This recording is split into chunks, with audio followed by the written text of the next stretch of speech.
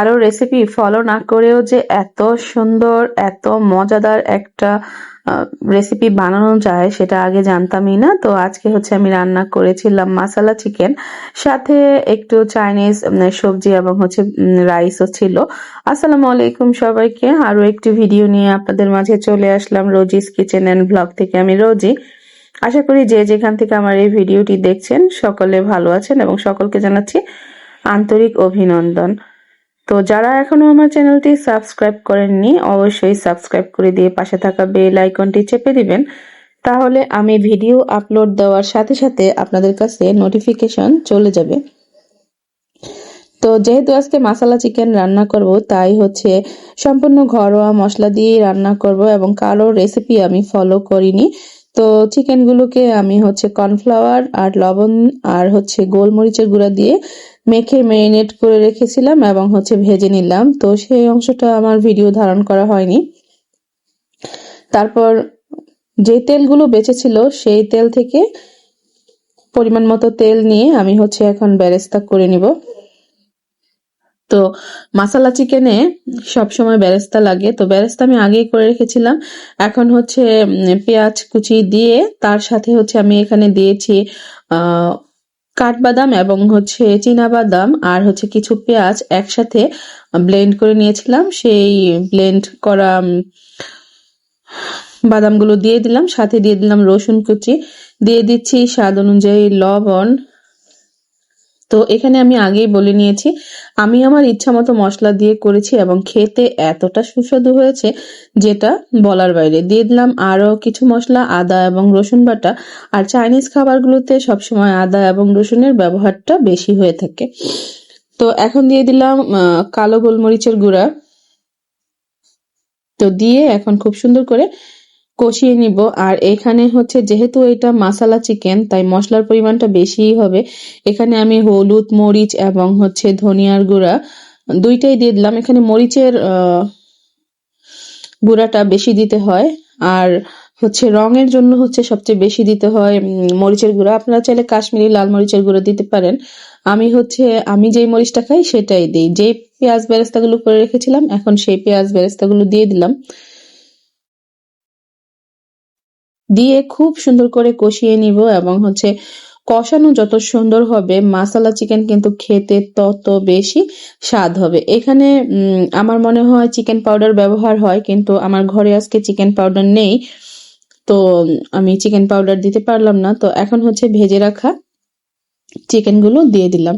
এখানে আরো কিছু জিনিস আমি অ্যাড করব, একে একে দেখতে পাবেন। আর আজকে আমি কোনো ভিডিও কাটছাট করিনি। আমি বেশিরভাগ সময় এই ভিডিও কাটছাট করি না, তাই আমার ভিডিওগুলো বড় হয় এবং হচ্ছে ভিডিওতে ভিউজ হয় কম।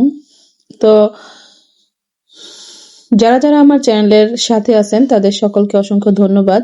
আপনারা লাইক কমেন্ট এবং হচ্ছে শেয়ার করেন না। যদি লাইক কমেন্ট এবং শেয়ার করতেন আমার ভিডিও বানাতে আরো বেশি ভালো লাগতো। তো এখানে আমি 4 চামচের 2 চামচ পরিমাণ চিনি দিয়ে দিলাম। আর চাইনিজ খাবারগুলোতে একটু কিন্তু চিনি ব্যবহার হয়। আর দিয়ে দিলাম হচ্ছে সয়া সস। তো এখন আবার কষাতে থাকবো। তো এগুলো মিশে যাওয়া পর্যন্ত খুব সুন্দর করে কষিয়ে নিব। এখানে কিন্তু আরো অনেক কিছু দিব, আমি একে একে দেখতে পাবেন। তো আশা করি পুরো ভিডিওটা আপনারা দেখবেন। দিয়ে দিলাম হচ্ছে টমেটো সস। এখানে রেড চিলি সসটাও ব্যবহার করতে পারেন, সেটা দিলেও কিন্তু খেতে খুবই সুস্বাদু হবে।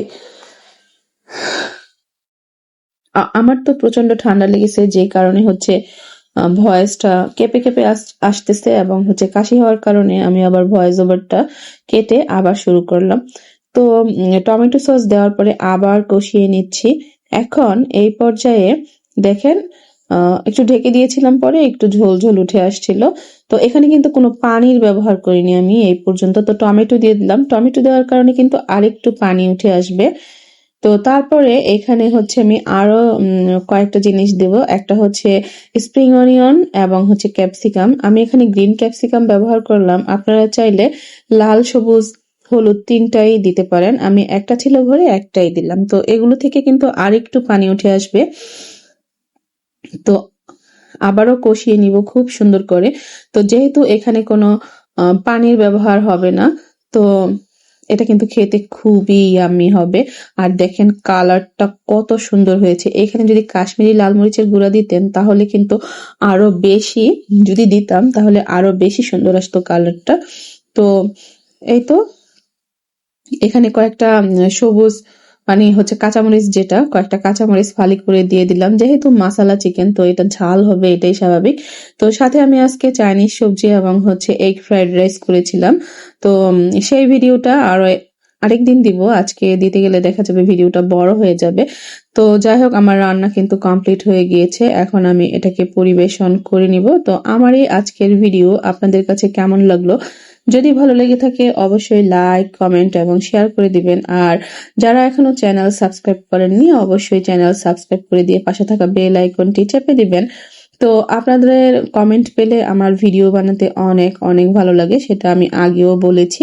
তো দেখেন একদম গরম গরম ধোয়া ওঠা মাসালা চিকেন, এটা কিন্তু ফ্রাইড রাইস বলেন, পোলাও বলেন বা হচ্ছে পরোটা বলেন, খেতে কিন্তু একদম জমে যাবে। আর এই শীতে কিন্তু এরকম মাসালাদার খাবার খেতে খুবই খুবই ভালো লাগে। তো এই তো বলেছিলাম যে ফ্রাইড রাইস এবং হচ্ছে ভেজিটেবল করেছি, সেটাও আপনাদেরকে দেখিয়ে দিলাম। তো ভালো থাকবেন সবাই, আজকের ভিডিও আমি এখানেই শেষ করে দিব। আসসালামু আলাইকুম সবাইকে।